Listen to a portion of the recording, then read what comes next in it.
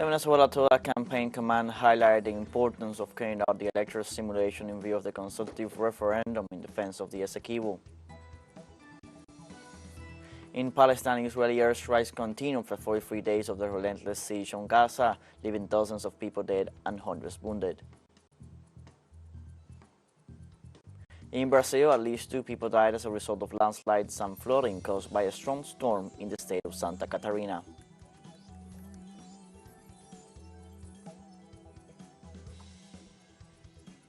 Hello, welcome to From the South. I'm Luis Alberto Matos from the teleSUR studios in Havana, Cuba.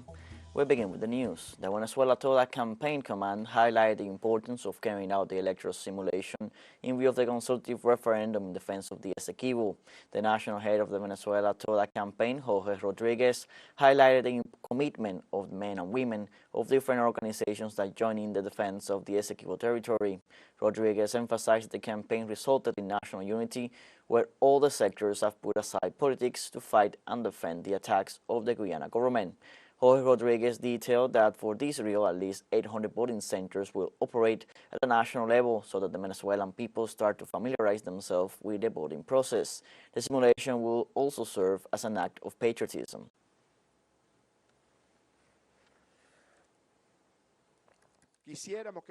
We would like this Sunday's act to be a beautiful one, a civic act, an act of encounter with what will be the electoral meeting next Sunday, December the 3rd.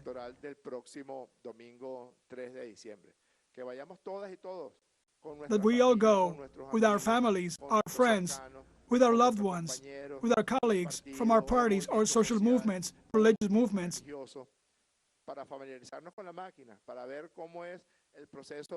to get familiar with the voting system, to see how the voting process is, and also to prepare ourselves perfectly for what has to be the struggle of all of us, so that they do not steal a territory that belongs to us.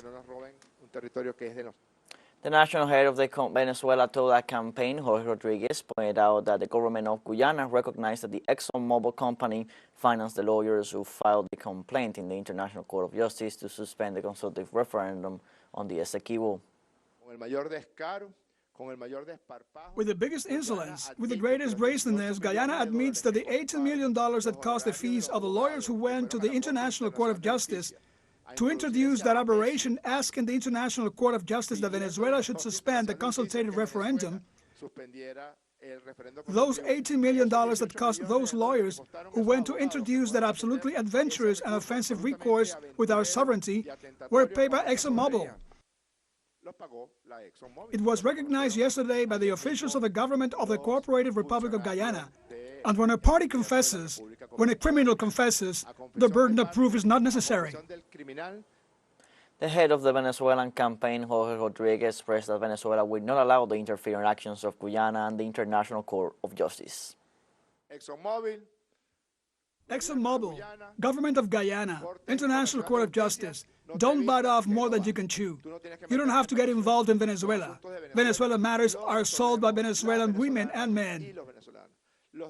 The rights of Venezuela are exercised in Venezuela, and no legal or natural person, no entity, no government, no foreign institution can impose on us what we must do or not do. They are actions according to what the Constitutional Chamber says, and they are null and void of all validity. The National Electoral Council of Venezuela informed that the Supreme Court of Justice declared competent the writ of protection in defense of the consultative referendum by unanimous decision. Furthermore, the document states that Venezuela will continue to exercise its sovereignty and territorial integrity as an independent nation. Likewise, the constitutional injunction orders to continue with the fulfillment of the schedule of the consultative referendum. The Electoral Council also indicated that 90% of the polling stations for the November 19 simulation are already installed. On December 3rd, over 20 million voters will go to the polls during the national consultative referendum on the Guyana Esequibo. That is a legal right and citizens' responsibility of the adults, but children and teenagers also take part in the process, but in a different way. Our correspondent Gladys Quesada tells us more. In Caracas, school children packed the main hall of the Simón Bolívar Theater to enjoy The Sun of Venezuela Rises in the Esequibo, a 15-minute play that offers an overview of the historical milestones of their nation and the turning points of the dispute over the Guyana Esequiba. It could seem a simple task, but those involved in the production know well the responsibility to pass the knowledge and the patriotic values to the younger generations.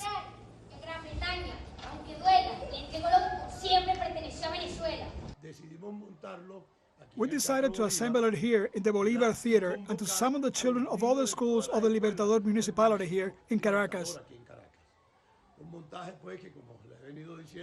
A montage that, as we have been saying, incorporates the children to this great campaign, and that every child, every youngster between 6 and 17 years old that make up this cast,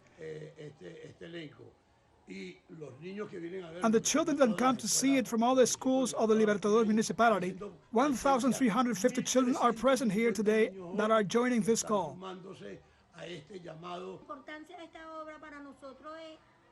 The importance of this work for us is that the children understand why we have to reclaim the Esequibo area, which is part of Venezuela.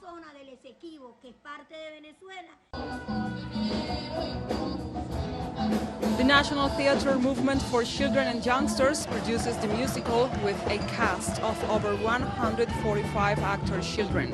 The costumes and makeup design were specially crafted to represent the native fauna and flora, the Caribbean Sea, and the richness of the Guyana Esequiba region. The stage design puts in full display the colors of the national flag, red, yellow, and blue. Thanks to the aesthetic appeal and the musical ambience of the play, the young public learns through the spectacle, and the actors, also children, showcase their talent. It helped me to understand it more. I didn't understand much, and it helped me to understand things, how everything was, and I thought it was a very beautiful work. I have understood a lot, quite a lot, of the issues, and it has taught us what the specific days are, and who they were, and how the whole conflict developed. From now on and until December the 3rd, the Big Little actors will keep offering their arts and will have a last performance on a bigger stage. The Simón Bolívar Square, the heart of Caracas downtown. This is one of the many ways the Venezuelan people voice their claim over the disputed region, from the adults to the little ones. Gladys Quesada, Caracas, Venezuela.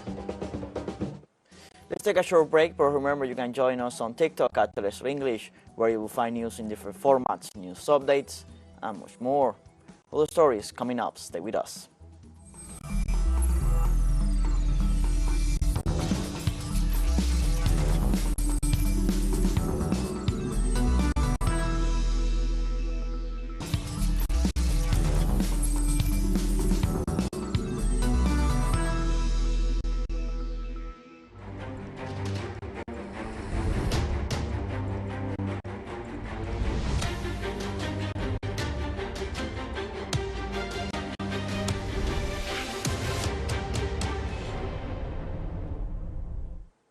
Welcome back from the south.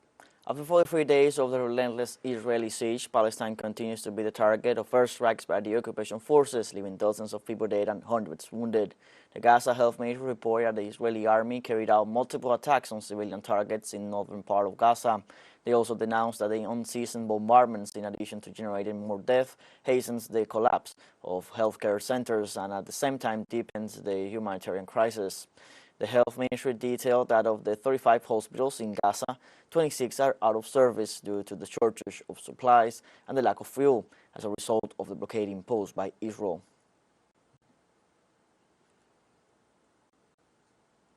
In this context, the Palestinian Ministry of Foreign Affairs condemned the evacuation and closure of the Al-Shifa hospital, where more than 2,000 people were sheltered, including patients, medical personnel, and refugees, who are now moving to southern Gaza. For their part, the Israeli occupation forces surrounding the largest health center in Gaza continue with deployment of tanks and troops in search of Hamas members, while the Palestinian Islamist movement denies that they have any hideouts in the hospital. Russian government sent a second shipment of humanitarian aid to the Gaza Strip. An aircraft of the Ministry of Emergency Situations took off this Saturday from Grozny Airport to Egypt with the humanitarian shipment. The aid comprises mattresses, pillows, personal hygiene products, food and baby food. The humanitarian cargo will be delivered to the Egyptian Red Crescent, the organization in charge of the distribution in Gaza.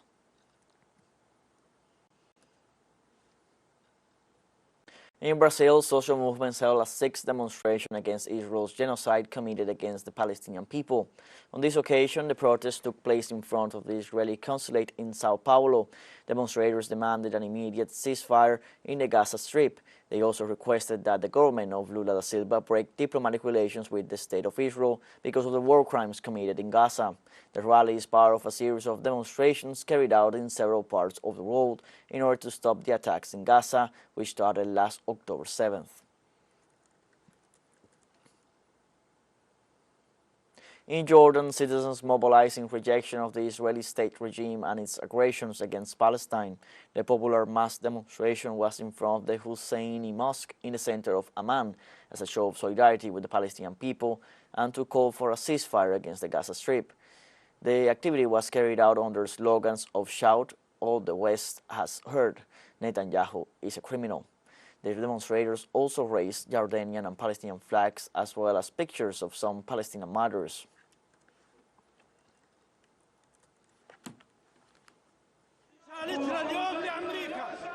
Our message today to the United States. We know the first enemy of the Arab nations, which is the United States, and before it was Britain, and now Britain, the United States, France, Italy, Germany, and the entire corrupt world, including the Arab rulers who do not stand with their people.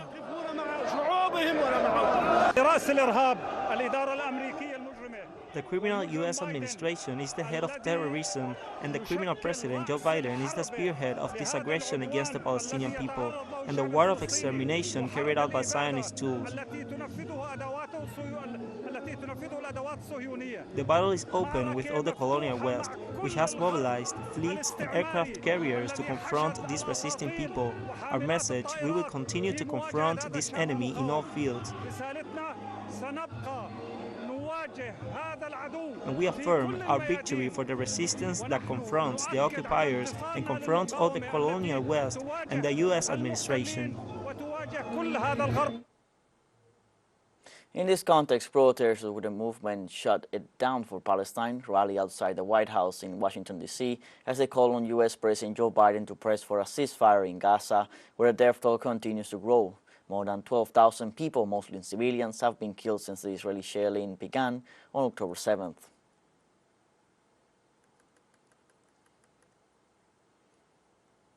We have a second short break coming up, but before we invite you to visit our YouTube channel at teleSUR English. There you'll be able to rewatch our interviews, top stories, special broadcastings, and more. Hit the subscribe button and activate the notification bell to stay up to date on the world's most recent events. And from a short break, don't go away.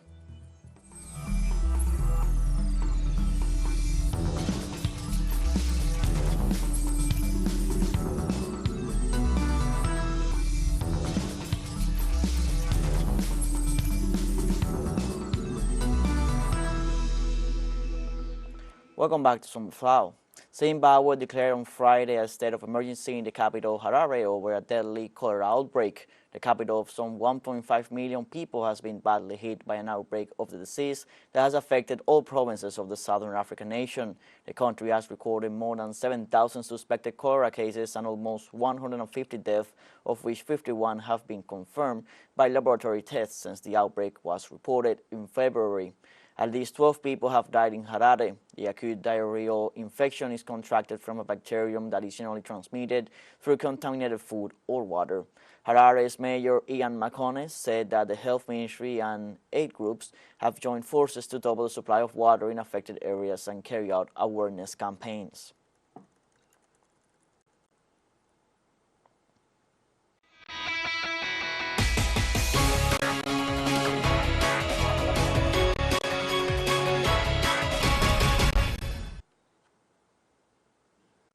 In Argentina, citizens are getting ready to go to the polls on November 19 to elect the president and vice president of the nation in a runoff election.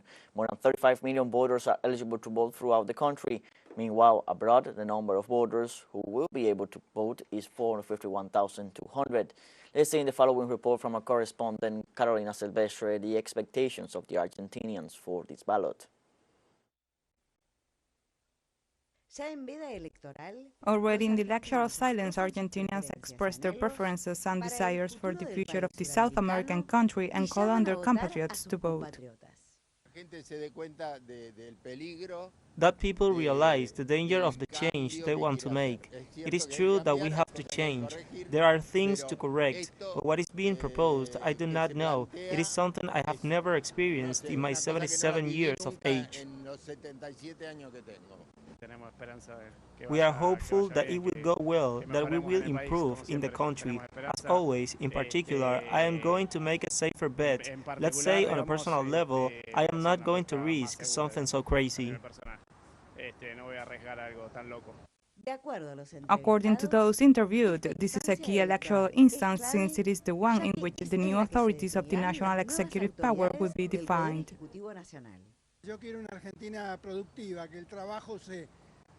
I want a productive Argentina in which work takes the value it has always had, not degrading work, production, exports, and to improve it, we have to aim at a productive Argentina without corruption, of course, without plundering.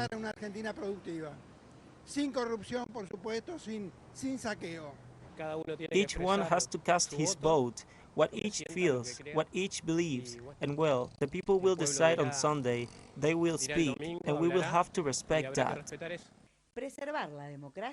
According to Miguel, preserving democracy 40 years after its re-establishment is also another objective for next Sunday. I experienced years 73 to 83, and I know what it is like. I know what repression is. I know what the disappearance of people is. I know how important it is to live in a democracy. I believe that we must go to vote because we must voice our opinion, the opinion of each one, respect the opinion of each one, go and voice it with a positive vote. That is what democracy calls us to do. Democracy clearly states that nobody governs except through their representatives, and we have the obligation, when we are summoned, to voice our opinion in whatever sense it may be. Thus, it will be the people who will define the next president who will govern the Argentine Republic for 4 years. Carolina Silvestre, teleSUR, Buenos Aires.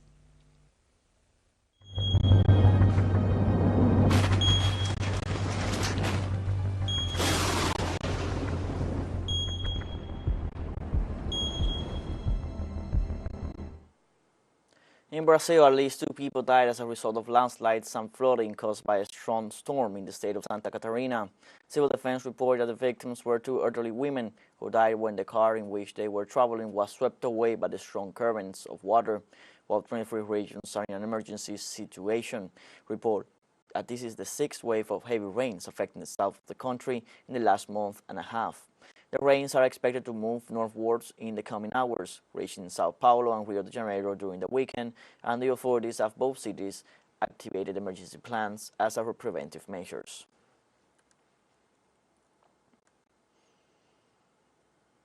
In the Horn of Africa, thousands of families were forced to flee their homes because of severe flooding that put their lives and livelihood at risk.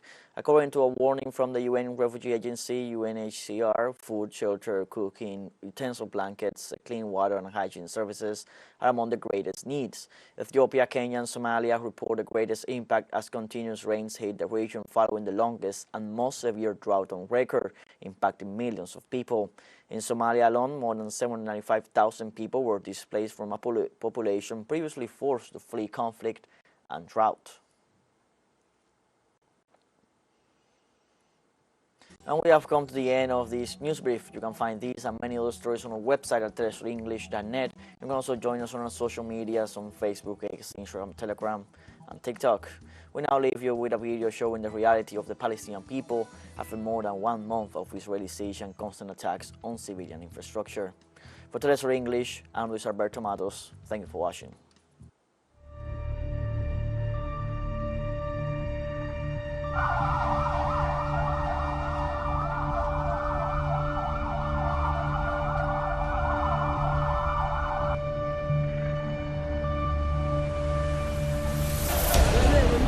Gracias.